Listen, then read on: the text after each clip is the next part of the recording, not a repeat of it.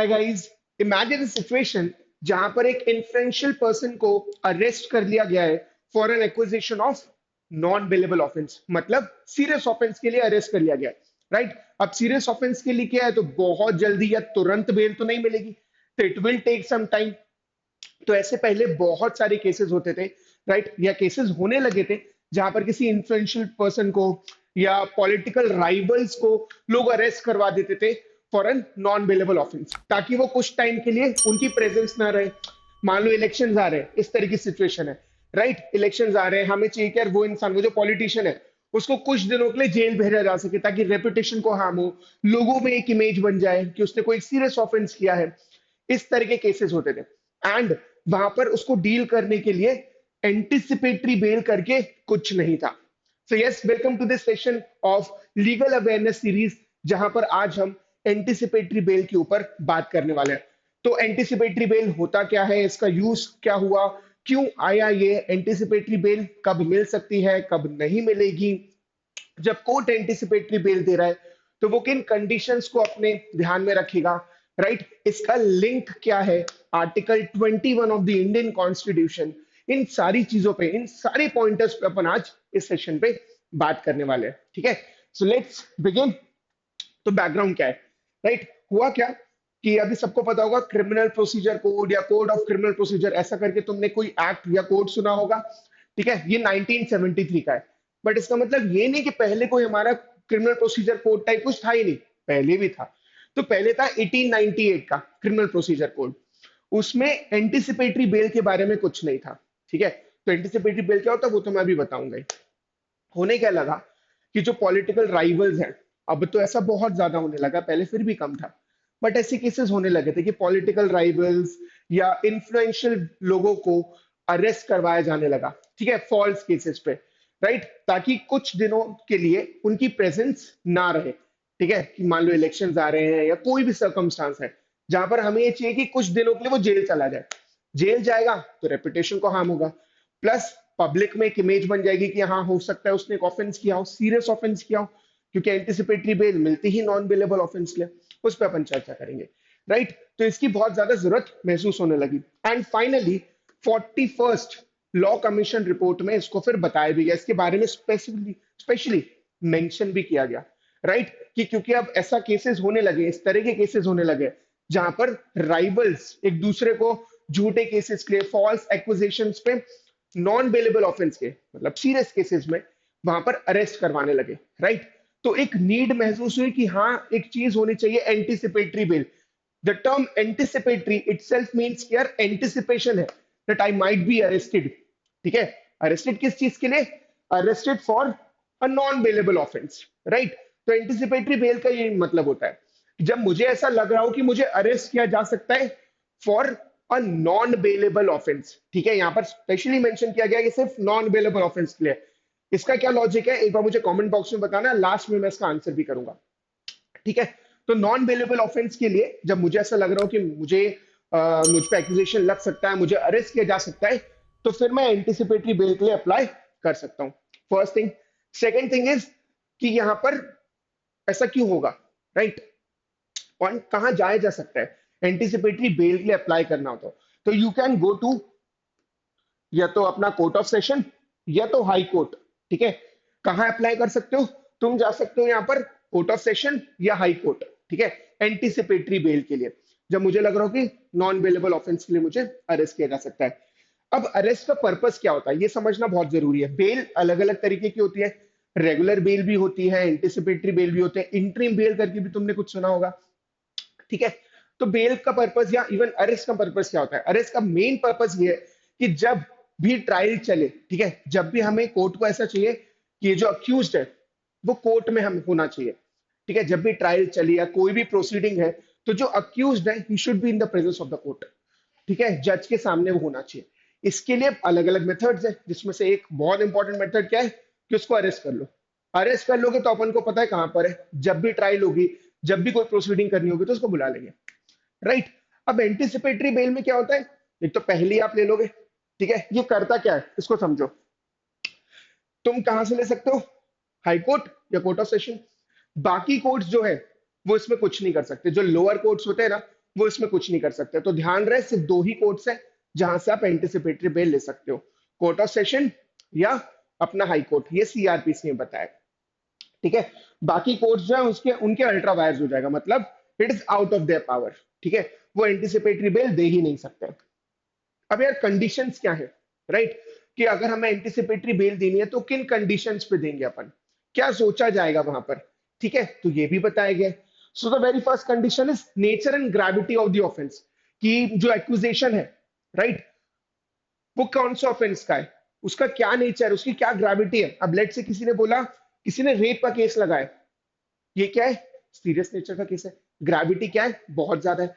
तो जब anticipatory bell के बारे में डिसाइड करेंगे हम कि क्या एंटिसिपेटरी बेल दी जानी चाहिए या नहीं दी जानी चाहिए, तो वहां पर हम ये देखेंगे कि किस तरह का केस है वो, किस तरह का ऑफेंस है वो, ये देखा जाएगा first thing. Second thing is ये देखा जाएगा कि यार उसको डिटेन करेंगे अगर, ठीक है, जो चार्ज है उसमें क्या उसको डिटेन किया जाना चाहिए, राइट, एंड एप्लीकेंट का इससे क्या हार्म हो सकता है, राइट, ये एप्लीकेंट क्या हार्म कर सकता है, ये अपन के आगे वाले पॉइंट में भी है। थर्ड थिंग इज एप्लीकेंट का रिकॉर्ड देखेंगे, जिसको बोलते हैं ना बैकग्राउंड चेक की तरह बोल सकते हो तुम। तो एप्लीकेंट का बैकग्राउंड चेक करेंगे, क्या उसने पहले भी ऑफेंस किया है, क्या उसको पहले भी पनिश किया जा चुका है, या पहले भी वो इम्प्रिजन हुआ है क्या किसी सीरियस केस के लिए, किसी कॉग्निजेबल ऑफेंस के लिए, तो ये भी देखा जाएगा, right. Last but not the least और may be the most important thing is कि क्या ये जो है अपना अक्यूज्ड इस पर्टिकुलर केस में जो बेल मांग रहा है हमसे, जो एंटिसिपेटरी बेल मांग रहा है, क्या ये जस्टिस को डिफाई कर सकता है। सबने सीरीज देखी होगी ना, मिर्जापुर, ठीक है, या गैंग्स ऑफ वसेपुर, जैसा जो भी मानना हो। तो अगर मिर्जापुर में देखा जाए तो जो अपने मुन्ना भैया थे, राइट, अब किस तरह के इन्फ्लुएंशियल इंसान थे, राइट, अब क्या वो जस्टिस डिफाई कर सकते थे, हाँ, उनकी पूरी रेपुटेशन थी इस तरह की कि विटनेस को डरा सकते हैं, विटनेस को गायब कर सकते हैं, एविडेंस के साथ भी यही हो सकता है। ठीक है, तो वो जो इंसान है जो एंटिसिपेटरी बेल लेने आए, क्या वो इस तरीके का है, क्या वो इतना काबिल है कि वो जस्टिस को डिफाई कर देगा। मतलब ऐसा तो नहीं होगा कि विटनेस वगैरह गायब हो जाएंगे, एविडेंस वगैरह गायब हो जाएंगे, ऐसा तो नहीं कर सकता है। तो ये सारी कंडीशंस है जो कोर्ट समझेगा कि हाँ, क्या ऐसा कुछ हो सकता है कि नहीं इस पर्टिकुलर सर्कमस्टांस में। अगर उनको लगेगा कि यस बहुत सीरियस केस का नेचर है, बहुत सीरियस नेचर का केस है, तो वहां पर बेल नहीं दी जाएगी। अगर ऐसा लगता है कि इस तरह का इंसान है that he might defy justice, then in that case उसको नहीं दिया जाएगा। तो कोर्ट ये सारी कंडीशंस अपने ध्यान में रखेगा वाइल डिसाइडिंग कि क्या यहाँ पर बेल दी जानी चाहिए, एंटिसिपेटरी बेल या नहीं। नेक्स्ट, अब जब एंटिसिपेटरी बेल दे दी तो ऐसा तो नहीं है कि बेल मांगी बेल दे दी, दैट्स इट। कोर्ट कुछ कंडीशंस भी डालेगा उसके ऊपर, कि कुछ कंडीशंस इंपोज करेगा कि भाई ये चार पांच कंडीशंस हैं, you need to fulfil all these conditions. अगर तुम ये सारी कंडीशंस फुलफिल करोगे तो तुम्हारी एंटिसिपेटरी बेल चलती रहेगी या तुम्हारी बेल चलती रहेगी। और अगर तुमने इसमें से किसी भी चीज पे प्रॉब्लम क्रिएट की तो हम क्या करेंगे, तुम्हारी जो बेल है उसको कर देंगे कैंसिल, टाटा बाय बाय, और वापस फिर जेल आना पड़ेगा, वापस फिर अरेस्ट किया जा सकता है। तो वो कंडीशंस क्या है, पहला तो ये जो मतलब हर जगह कॉमन रहता है कि देखो यार तुम पे केस हुआ है तो ऑब्वियसली बात है इन्वेस्टिगेशन होगी, इन्वेस्टिगेशन होगी तो कौन करेगा, पुलिस करेगी। अब जब पुलिस इन्वेस्टिगेशन कर रही हो ना तो make sure that you are available for it. बाद में इवन बोला कि यार मैं तो बिजी हूँ, मेरी तो मीटिंग चल रही है, ठीक है, मेरी तो क्लास है, तो मैं बात नहीं कर पाऊंगा, मैं कुछ नहीं कर पाऊंगा, सॉरी। ऐसा नहीं है, पुलिस बुलाएगी ना तुम्हें जाना पड़ेगा, दैट्स इट। पुलिस की पूरी हेल्प करनी पड़ेगी, और जहां तुमने नहीं की bail cancel, tata bye bye, jail के अंदर। ठीक है, सेकेंड थिंग इज तुम्हें बताना पड़ेगा कि तुम कहाँ रहते हो, ठीक है, तुम्हारा रेसिडेंस क्या है, ये सारी चीजें तुम्हें बतानी पड़ेगी। फाइन, सारी चीजें मतलब कहाँ रहते हो, तुम्हारा नंबर क्या है, इवन जो तुम्हारे साथ रहते हैं उनका भी हो सकता है नंबर ले ले, ताकि इनका ध्यान रखना ये कहीं भाग ना जाए। इस तरह की सिचुएशन रहेगी और तुम्हें सही डिटेल्स देनी पड़ेंगी।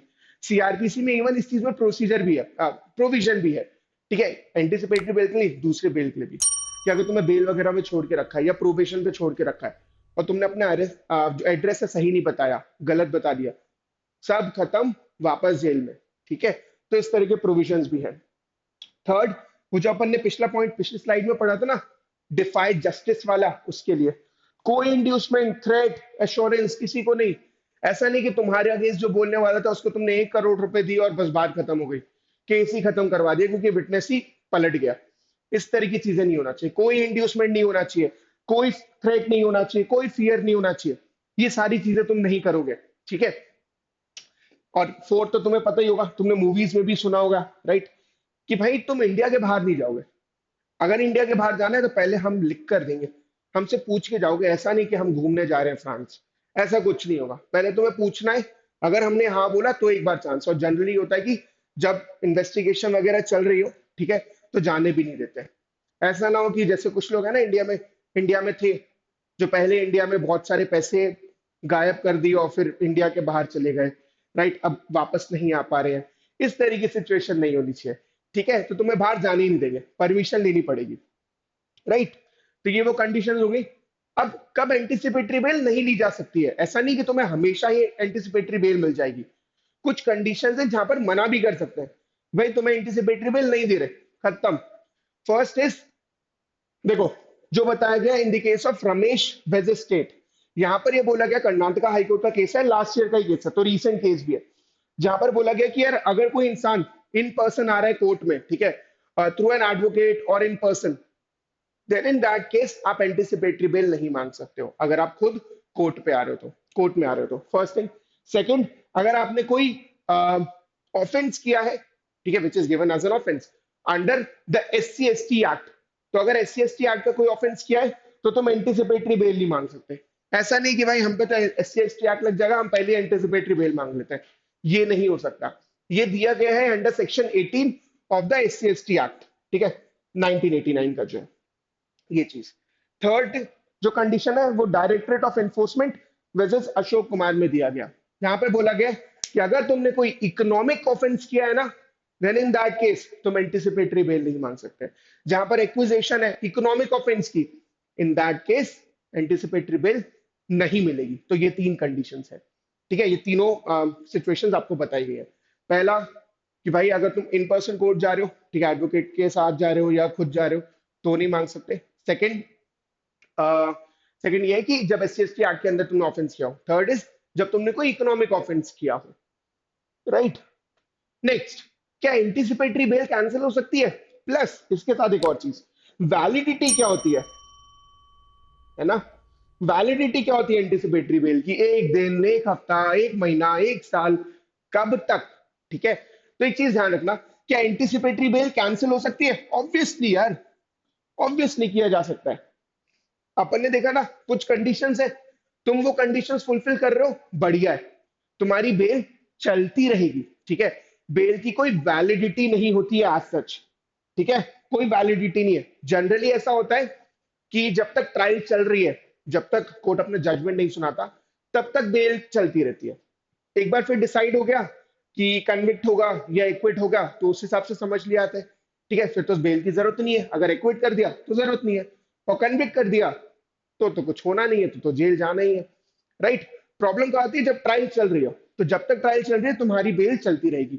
लेकिन जो कंडीशंस इंपोज की गई है, जो कंडीशंस तुम्हें बताई गई है कि तुम्हें फुलफिल करना है, अगर तुम उसका ब्रीच कर दोगे, देन इन दैट केस तुम्हारी जो एंटिसिपेटरी बेल है, या फॉर दैट मैटर जो भी बेल है, रेगुलर बेल भी अगर है, तो भी वहां पर उसको कैंसिल किया जा सकता है और तुम्हें वापस अरेस्ट करवाया जा सकता है, ठीक है। इस बात का ध्यान रखना। नेक्स्ट इज कि आर्टिकल 21 से इसका लिंक क्या है, समझो। इसका पूरा पर्पस क्या था इसको लाने का, कि यार लोगों को अरेस्ट किया जा रहा था, लोगों को अरेस्ट कर रहे थे, ठीक है। क्यों? फॉल्स केस है, अरेस्ट करवा दिया इंसान, हफ्ते 10 दिन 15 दिन जेल में, बाद में पता चलेगा कि यार तो झूठा केस था। इंसान की रेपुटेशन, और जनरली ये इन्फ्लुएंशियल लोगों के अगेंस्ट हो रहा था। और अगर तुम रेगुलर बेल मांगते हो, जो नॉन बेलेबल ऑफेंस में मिलती है ना, रेगुलर बेल भी, तो उसमें भी टाइम लगता है। इट इज नॉट समथिंग कि तुम आज गए तुम्हें आज बेल मिल जाएगी। अब एंटीसिपेटरी बेल करता क्या है? एंटीसिपेटरी बेल कुछ अलग नहीं है, वो बस तुम्हें ना एक पास दे रहा है, एक तरह से पास दे रहा है, एक तरह से राइट दे रहा है कि भाई अगर पुलिस आएगी ना तुम्हें अरेस्ट करने, तुम ये दिखाना कि sir I have this anticipatory bail, police तुम्हें अरेस्ट करते ही छोड़ देगी क्योंकि तुम्हारे पास ऑलरेडी बेल है।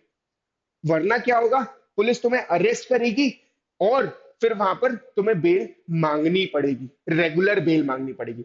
यहां से एक डिफरेंस भी समझ में तुम्हें आया होगा। रेगुलर बेल कब मिलती है? जब तुम्हें अरेस्ट कर लिया जाता है, उसके बाद तुम रेगुलर बेल लेते हो, ठीक है।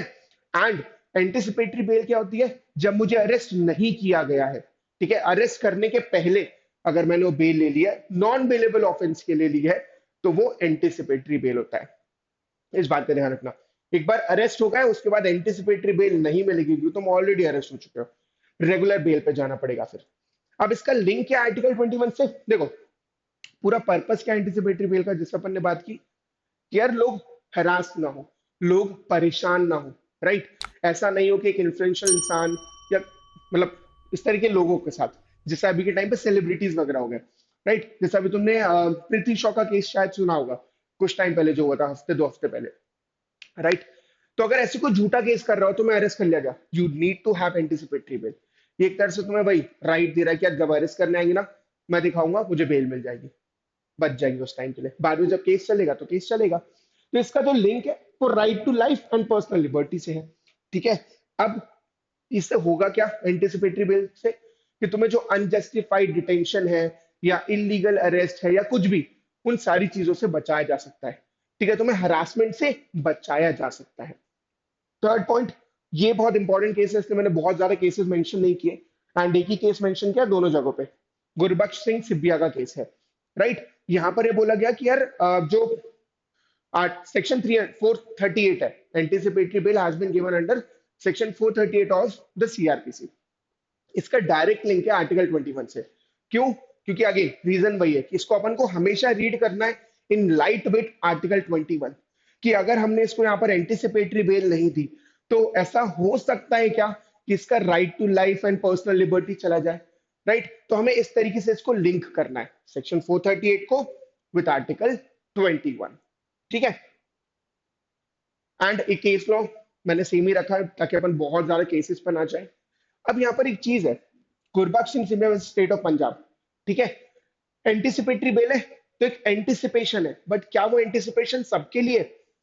क्या ऐसा हो सकता है कि यार आज कुछ काम नहीं है तो ऐसा करते हैं कि एंटिसिपेटरी बेल ले आते हैं, क्या पता अगले हफ्ते या अगले महीने कोई अपन को अरेस्ट कर ले, है ना। तो एक एंटिसिपेटरी बेल लेके बैठ जाते हैं, ऐसा नहीं होता है, ठीक है। वहां पर जरूरी है that there should be an apprehension, ठीक है। एक एप्रीहेंशन की जरूरत है कि तुम्हें अरेस्ट किया जा सकता है, तुम्हें प्रूफ करना पड़ेगा कि sir there is an apprehension that I might be arrested for an non bailable offence, non bailable offence के लिए मुझे अरेस्ट करवाया जा सकता है सर, ठीक है। ये तुम्हें प्रूव करना पड़ेगा, ये कोई बिलीफ नहीं है, ये कोई डर नहीं होना चाहिए कि सर इलेक्शन आने वाले, फॉर एग्जाम्पल 2023 चल रहा है, नवंबर दिसंबर में एमपी में चुनाव होंगे। अब ऐसा नहीं है कि यार मुझे लग रहा है कि अक्टूबर में ऐसा ना हो कि मुझे अरेस्ट करा दे, ठीक है, मेरी रेपुटेशन का हार्म हो जाएगा, तो मैं पहले से एंटिसिपेटरी बेल ले लेता हूं, ऐसा नहीं होगा। यू नीड टू शो कि हाँ वहां पर एक एप्रीहेंशन है सर, कि वो मुझे अरेस्ट करवा सकते हैं, कोई सीरियस केस के लिए करवा देंगे, और ऐसी पूरी चीज है, पूरा ऐसा लग रहा है, then in that case you can apply for anticipatory bail. तो there has to be a reason to believe, जिसको अपन एप्रीहेंशन बोल रहे हैं, रीजनेबल एप्रीहेंशन करके टर्म सुना होगा तुमने, that is reason to believe, right. कि इस तरह के सर्कमस्टांसेस है एंड हमें ऐसा लग रहा है या मुझे ऐसा लग रहा है कि मुझे अरेस्ट करवाया जा सकता है, ठीक है। तो ये एप्लीकेंट को प्रूफ करना पड़ेगा, एप्लीकेंट को सेटिस्फाई करनी पड़ेगी ये कंडीशन रीजन टू बिलीव की, कि उसको अरेस्ट करवाया जा सकता है for a non bailable offence, ठीक है। And in that case only he can be granted anticipatory bell, right. I hope ये पॉइंट समझ में आया होगा। सो that will be it. I hope session अच्छा लगा होगा, बहुत सारी चीजें समझ में आई होंगी, और अगर कुछ रह गया है या कोई भी डाउट है तो मेक श्योर कि आप कमेंट बॉक्स पे जरूर उसको पोस्ट करें एंड आई डेफिनेटली रिप्लाई, ठीक है। तो इस बात का ध्यान रखना, रेगुलर बेल और एंटिसिपेटरी बेल समझ में आ गया होगा, दोनों अलग अलग चीजें हैं।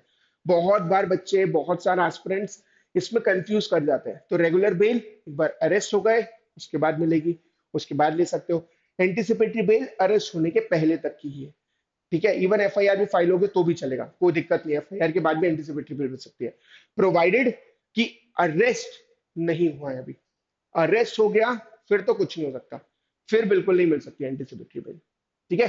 सो that will be it, thank you so much and stay safe, bye bye.